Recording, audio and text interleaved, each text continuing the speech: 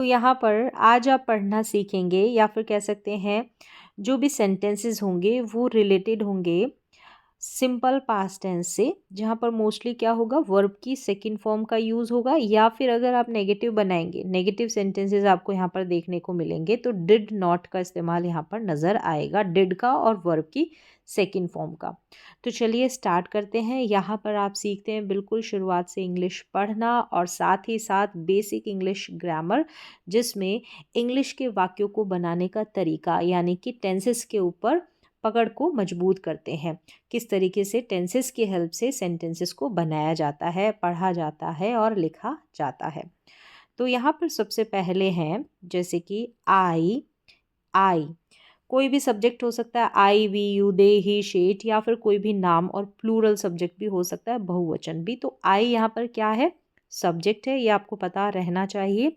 फिर यहाँ पर है स्टडीड, क्या है, स्टडीड, यानी कि स्टडी की ये सेकंड फॉर्म है। सेकंड फॉर्म आते ही सब्जेक्ट के बाद आप वाक्य की पहचान कर लेंगे कि ये सिंपल पास्ट टेंस का वाक्य है।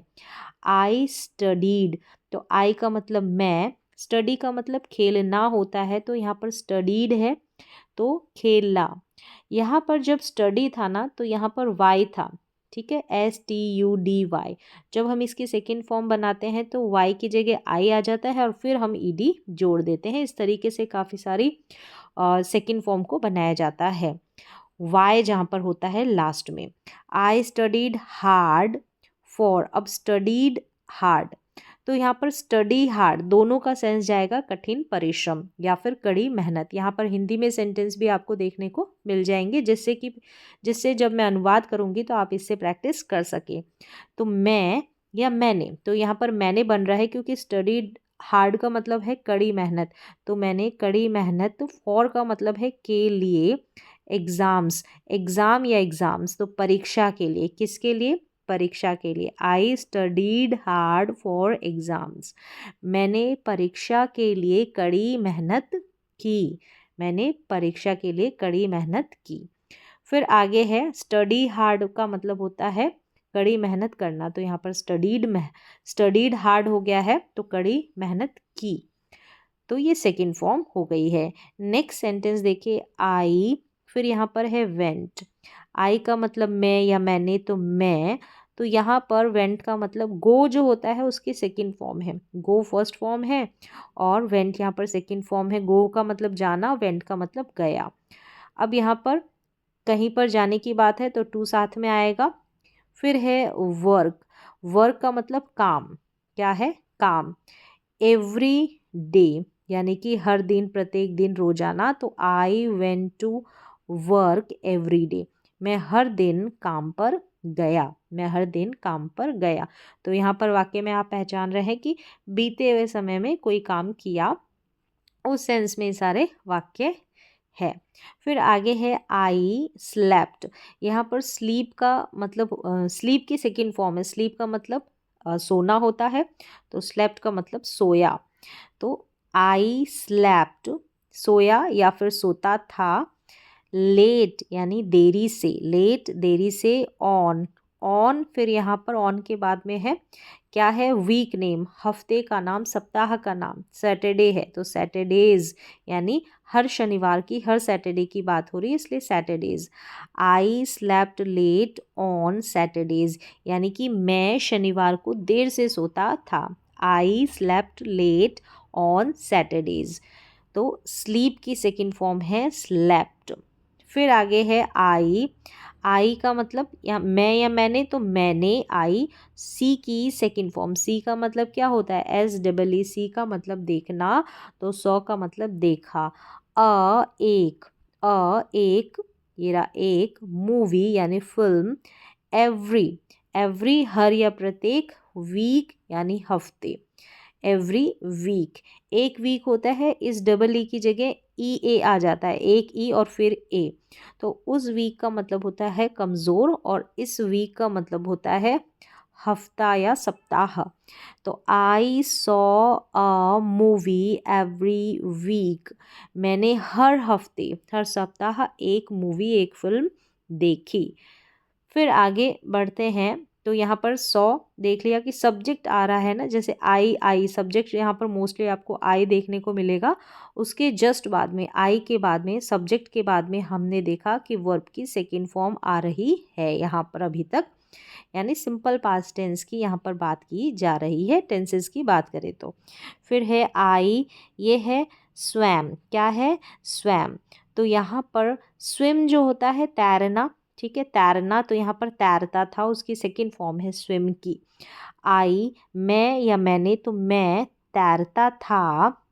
ऑन, ऑन आ जाएगा जब हम संडे मंडे ट्यूसडे की बात करेंगे तो उससे पहले ऑन प्रपोजिशन लग जाएगी। अभी इससे पहले देखा सैटरडे से पहले भी क्या थी, ऑन प्रपोजिशन थी। तो संडेज है यानी हर संडे की बात हो रही है। तो आई स्वैम ऑन संडेज यानी कि मैं रविवार को तैरता था। मैं हर जो रविवार आता है उस हर रविवार की हर संडे की बात हो रही है, तो तैरता था। आई स्वैम ऑन संडेज, मैं रविवार को तैरता था। फिर आगे देखेंगे तो यहाँ पर हमको डिड नॉट नज़र आएगा। जब इन्हीं वाक्य को हम नेगेटिव बनाते हैं, क्या बनाते हैं, नेगेटिव नकारात्मक वाक्य बनाते हैं, तो हमको ज़रूरत होती है एक हेल्पिंग वर्ब की।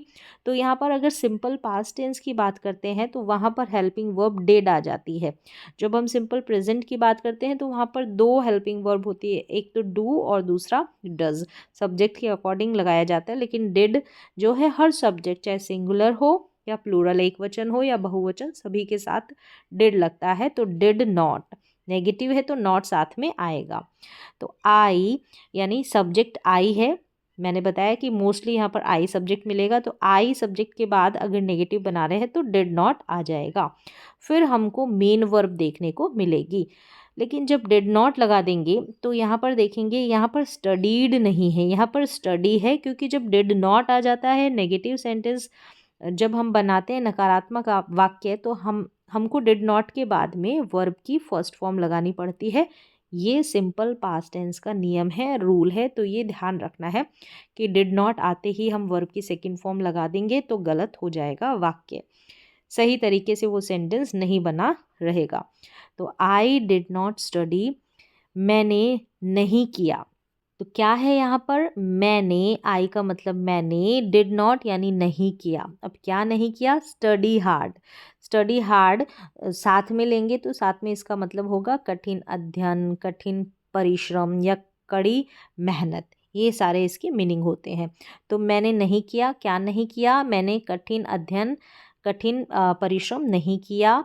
फॉर यानी के लिए, इस तरीके से देखिए हिंदी का सेंटेंस इस तरीके से चला आ रहा है। जब ट्रांसलेशन जब हिंदी के वाक्यों को हम इंग्लिश में लिखना चाहेंगे तो ऐसे ही लिखा जाएगा, इनका अनुवाद भी ऐसे किया जाएगा। फिर क्या है, फॉर के लिए, किसके लिए, एग्ज़ाम के लिए, तो परीक्षा। मैंने जो क्या नहीं किया, मैंने परीक्षा के लिए कठिन अध्ययन नहीं किया। तो इसको सीक्वेंस में अरेंज कर देना है। आई did not study hard for exam. Next चलते हैं हम आगे। आई डिड नॉट, तो मैंने नहीं किया, मैंने या मैं।